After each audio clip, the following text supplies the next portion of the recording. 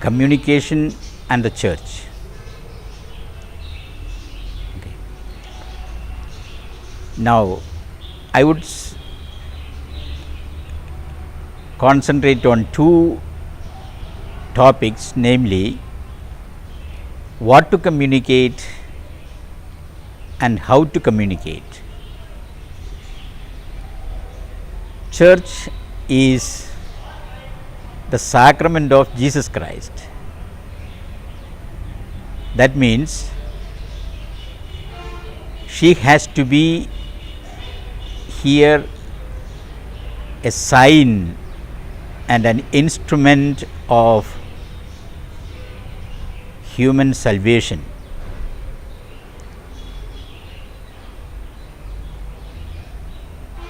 Being a sacrament, she has to bear witness to the truth and values for which Jesus stood. Jesus sacrificed his life for these values, and the church has to continue to bear witness to it, and that is what she has to communicate. The Father's unconditional love for humanity took concrete form in the person of Jesus Christ.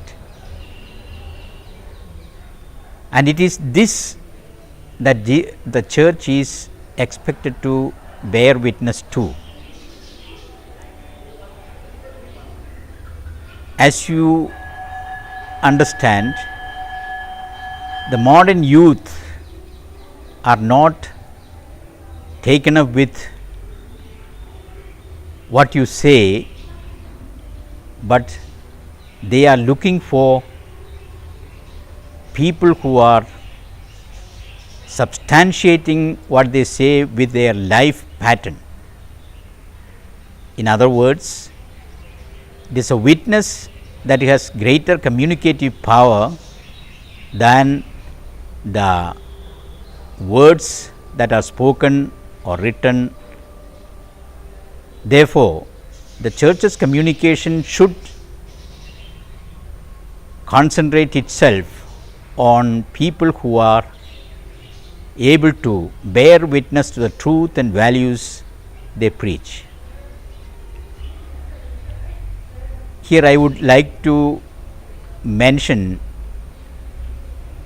a point that was brought up by Cardinal George Allen Cherry. He said in a conference of the theologians that evangelization, that is naturally the communication of the good news to the people, is not a competition among the religions. Evangelization is a sharing of love which the church has experienced in the person of Jesus Christ. Wherever we find this love being shared, we can join our hands, and thus that becomes the means of communicating the Christian values. Christian values are of universal validity because they are based on human values. We cannot make a separation between human values and Christian values. So, our values can have equal acceptance among the other people as well. So, bear witness to the gospel, communicate those values, and that will have its effect in our efforts of being true witnesses to Jesus. Here I would cite a passage from St. Francis of Assisi. he advised his followers or commanded them to preach the gospel at all times and everywhere. Then he added, if needed, use words. That means your preaching of the gospel, your communication of this good news is not merely with words, spoken words, but by bearing witness to these truths that are revealed, truths which are eternal. So, this sharing of God's love to the people is the theme of our communication, and the means by which we can do it is bearing witness to it. We can make use of all the modern techniques of psychology, of science of communication, that each one will have to find which are needed for the audience for whom they are planning to communicate certain message. That will differ from place to place, from person to person, and we need training for that, to make use of these techniques of communication.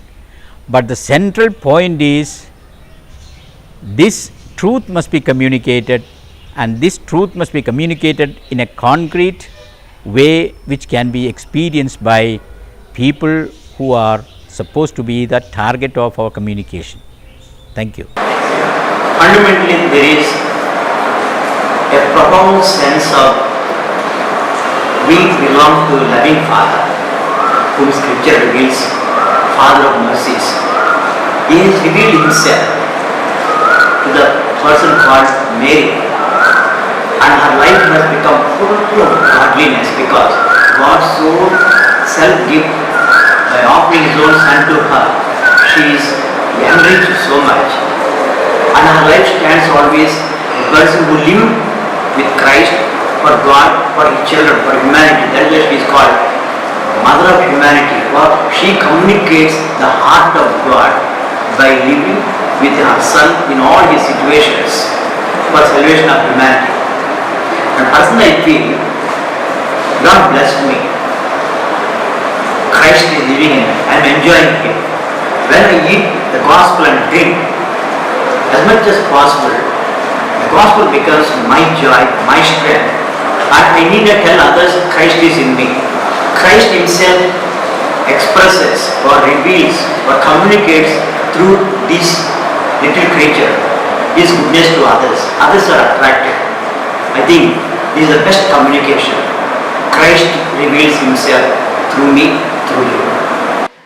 I would like to share with you some methods of communication which I found most effective in the countries I have worked and among the people I have met, regardless of creed, caste, and social status.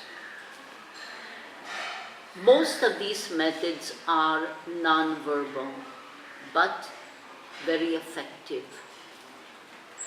They are a gentle smile, a nodding of the head, eye contact, and a warm and embracing handshake. Simplicity and sincerity of the heart are most needed to make the other feel at ease. Silence and non-verbal expression are necessary.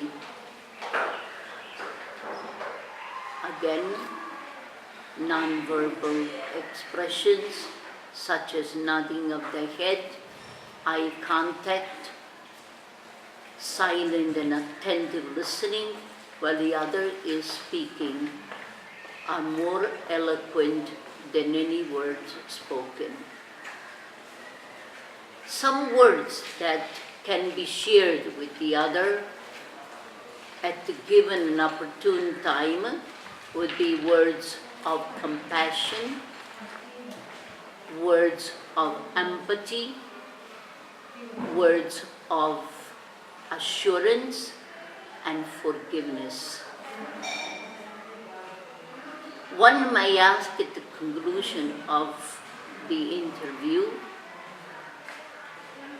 may I come and visit you? May we meet again? An embracing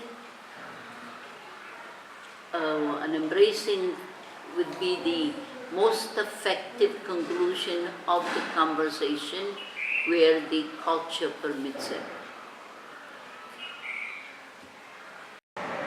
God is universal and everybody has God, and we are making God once our own by making religion of God of Christians, God of Hindus, God of Muslims and so on.